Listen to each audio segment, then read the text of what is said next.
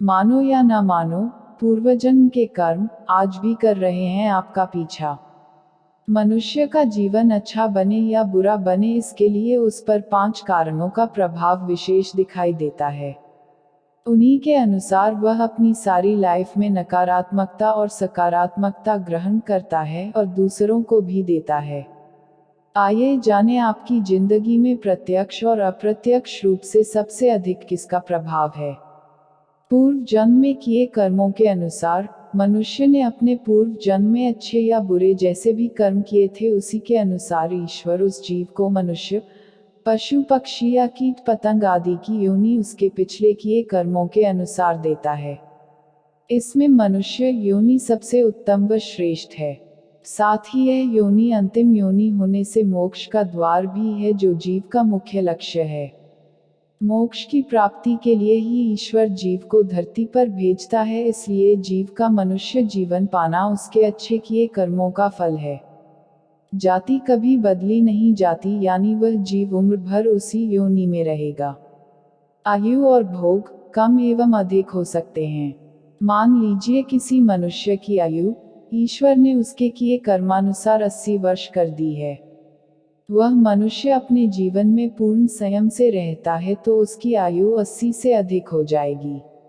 यदि वह साधारण रूप से रहता है तो उसकी आयु 80 ही रहेगी, और यदि निम्न स्तर से रहता है तो उसकी आयु कम हो सकती है।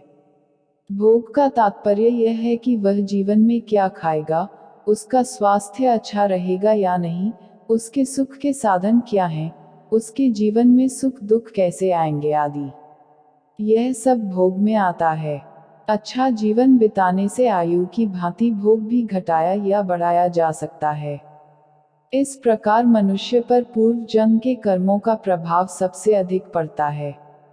माता पिता का प्रभाव, मनुष्य पर माता पिता का प्रभाव भी बहुत अधिक पड़ता है। किस व्यक्ति के माता पिता संयमी, निष्कपट, निश्छल, संस्कारित व उदार प्रवृत्ति के होते हैं, जिनके जीवन में ईमानदारी हो, झूठ नहीं बोलते हों, सबसे सुंदर व्यवहार करते हों, बच्चों को भी अच्छी शिक्षा देते हों, उनकी संतान अपने माता पिता को देखकर वैसे ही बन जाती है। इसके विपरीत जिनके माता पिता का जीवन घटिया हो, उनके बच्चे भी बेईमान, दुराचारी, दुष्ट, लफंगे व कमजोर होते हैं। इस प्रकार माता पिता का प्रभाव भी बच्चों पर बहुत अधिक पड़ता है। उदाहरण के तौर पर श्री राम के ऊपर माता कौशल्या का और शिवा जी के ऊपर माता जीजाबाई का प्रभाव पड़ा था। परिवार के सदस्यों का प्रभाव, बच्चों पर माता पिता के प्रभाव के साथ साथ परिवार के अन्य सदस्यों का प्रभाव भी बहुत अधिक पड़ता है। परिवार के चाचा चाची, ताई ताऊ, दादा दादी तथा उनकी संतान, जिनके साथ बच्चा सदैव मिलता जुलता रहता है, उनका प्रभाव भी बहुत पड़ता है। साथ ही रिश्तेदारों व पड़ोसियों का प्रभाव भी बहुत पड़ता है। बच्चे का 8-10 वर्ष तक का जीवन अपने घर के सदस्यों के साथ अधिक बीतता है, इसलिए घर का वातावरण अच्छा होगा तो बच्चे के चरित्र तथा स्वभाव पर भी अच्छा प्रभाव पड़ेगा। अन्यथा बच्चे के चरित्र, स्वभाव व व्यवहार पर बुरा प्रभाव पड़ेगा। बच्चे के साथियों व मित्रों का प्रभाव, बच्चे पर उसके साथियों व मित्रों का प्रभाव बहुत अधिक पड़ता है। बच्चे के माता पिता व उसके अभिभावकों को बच्चे का बहुत ध्यान रखना चाहिए। उसके साथी मित्र कैसे हैं, वह कहाँ कहाँ आता जाता है, उससे मिलने वाले व्यक्ति कैसे हैं, इन सब बातों का ध्यान जरूर रखना चाहिए।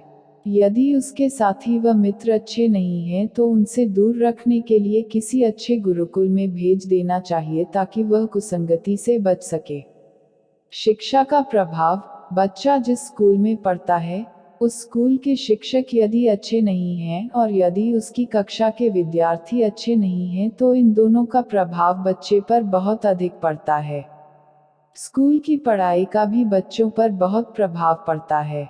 यदि बच्चों को इतिहास में रामकृष्ण, महात्मा चाणक्य, शिवाजी, महाराणा प्रताप, गुरु गोबिंद सिंह, वीर सावरकर, सुभाष चंद्र बोस व महर्षि दयानंद के जीवन पर कोई प्रकाश नहीं डालोगे तो बच्चों को अपने राष्ट्र व अपने इतिहास पर गौरव का आभास कैसे होगा। यदि बच्चों को बाबर, हुमायूं, अकबर, अंग्रेजों का इतिहास ही पढ़ाया जाएगा तो वह बच्चा देश के सच्चे इतिहास से तो अनभिज्ञ ही रहेगा। इस स्थिति में वह देश के इतिहास पर क्या गर्व का अनुभव करेगा। इसलिए बच्चों पर पढ़ाई का बहुत अधिक प्रभाव पड़ता है। देश की सही उन्नति व आदर्श भारत तभी बनेगा जब हमारी सरकार गुरुकुलों की तरफ विशेष ध्यान देकर उनको प्रोत्साहित करेगी और प्रत्येक भारतीय अपने बच्चे व बच्चियों को गुरुकुलों में भेजकर प्रसन्न व आनंदित होगा।